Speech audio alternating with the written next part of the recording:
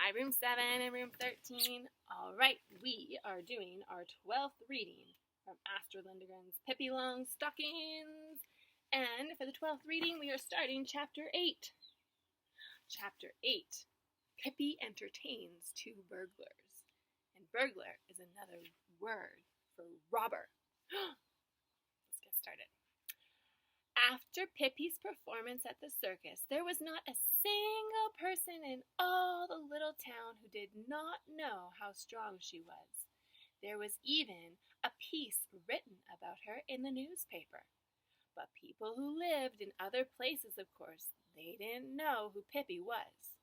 One dark autumn evening, two robbers came walking down the road past Villa Villacula. They were two very bad thieves, wandering about the country to see what they could steal. They saw that there was a light on in the windows of Villa Villacula and decided that they would go in and ask for a sandwich. Now that evening, Pippi had poured out all her gold pieces on the kitchen floor and sat there counting them. To be sure, she couldn't count very well, but she did it now and then anyway, just to, keep everything in order. 65, 66, 67, 68, 69, 60, 10, 60, 11, 60, 12, 60, 13, 60, 17. Whew! It sure makes my throat feel like 60. Goodness, there must be some more numbers in the arithmetic. Oh, yes. Now I remember. Okay. 104, 100,000, 1,000. Oh, now my, isn't that certainly a lot of money, said Pippi. Now, there was a loud knock on the door. Walk in or stay out, whichever you choose, shouted Pippi. I never force anyone against their will. The door opened and the two robbers came in. Now you can imagine that they opened their eyes wide when they saw a little red-headed girl sitting all alone on the floor counting money. Are you home alone? They asked. Of course not, said Pippi. Mr. Nielsen is at home too. The thieves couldn't very well know that Mr. Nielsen was the monkey sleeping in a little green bed with a doll's quilt around his stomach. They thought he must be the man of the house, and they winked at each other.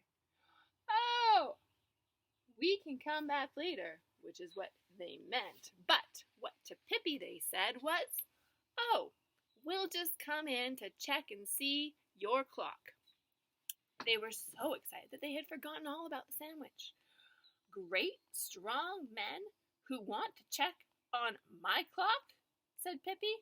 Where in the world were you brought up? Do you not know what a clock is? It is a little round thingamajig that says tick-tack, tick-tack, and that goes and goes but never, ever winds down. Do you know any more riddles? Oh, if you do, you can stay. If you don't, out you go. Now, the thieves looked at Pippi peculiarly. The thieves looked at Pippi I can't say that word. Oh, I've lost my words. Peculiarly. Oh my goodness. You know what I'm trying to say. They looked at her strange. And without another word, they walked out the door. Now, I don't demand that you say tick-tack. Now, tack is goodbye in Swedish, she shouted after them, but you could at least make an effort and say tick. You haven't even as much had a look at my clock, and now off you go. But by all means, she said, go in peace. And Pippi went back to her counting. No sooner were the robbers outside than they began to rub their hands with delight. Did you see all that money? Heavenly day, said one of them. Yes, once in a while, luck is with us, said the other. Now, all we need to do is wait until that kid and that Mr. Nielsen are asleep. Then we'll sneak in and we'll grab the dough. They sat down under an oak tree in the garden to wait. A drizzling rain was falling. They were very hungry, and so they were quite uncomfortable. But the thought of all that money kept their spirits up. From time to time, lights went out in other houses, but in Villa Villacula they shone on. It so happened that Pippi was learning to dance the Scottish jig, and she didn't want to go to bed until she was sure she could get it. At last, however, the lights went out in the windows of Villa Villacula. Now the robbers waited quite a while until they were sure Mr. Nielsen would have gone to sleep, and at last they crept quietly up to the kitchen door and prepared to open it with their burglar tools. Meanwhile, one of them, his name, as a matter of fact, was Bloom, just happened to feel the doorknob. The door was not even locked. Well, some people are smart, he whispered to his companion. The door is open. So much the better for us, answered his companion, a black-haired man called Thunder Carlson, by those who knew him. Thunder Carlson turned on his pocket flashlight, and they crept into the kitchen. There was no one there. In the next room was Pippi's bed, and there also stood Mr. Nielsen's little doll bed. Thunder Carlson opened the door and looked around carefully. Everything was quiet as he played his flashlight around the room. When the light touched Pippi's bed, the two robbers were amazed to see nothing but a pair of feet on the pillow. Pippi, as usual, had her head under the covers at the foot of the bed.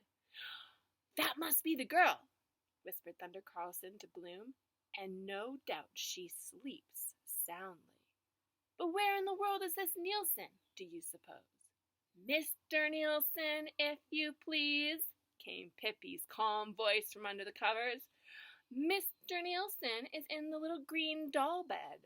The robbers were so startled that they almost rushed out at once, but then it suddenly dawned on them what Pippi had said, that Mr. Nielsen was laying in a doll's bed. Now, in the light of the flashlight, they could see the little bed and the tiny monkey lying in it. Thunder Carlson couldn't help but laugh. Bloom, he said, Mr. Nielsen is a monkey. Can you beat that? What did you think he was? Came Pippi's calm voice from under the covers again. A lawnmower? Aren't your mother and father at home? Asked Bloom. No, said Pippi. They're gone, completely gone. Thunder Carlson and Bloom chuckled with delight. Listen, little girl, said Thunder Carlson. Come on out so we can talk to you. No, I'm sleeping, said Pippi. Is it more riddles you want? If so, answer this one. What is it that goes and never gets to the door? Now Bloom went over and pulled the covers off of Pippi. Can you dance the Scottish jig? Asked Pippi, looking at him gravely in the eye. I can. You ask too many questions, said Thunder Carlson. Can we ask a few too? Where, for instance, is the money you had on the floor a little while ago? And we are going to stop there. All right, room 7 and 13. We hope that you enjoy the reading today. There is no response work connected to it. Listen to it maybe this afternoon when you're having a snack, or maybe this evening before bed. And we'll see you tomorrow.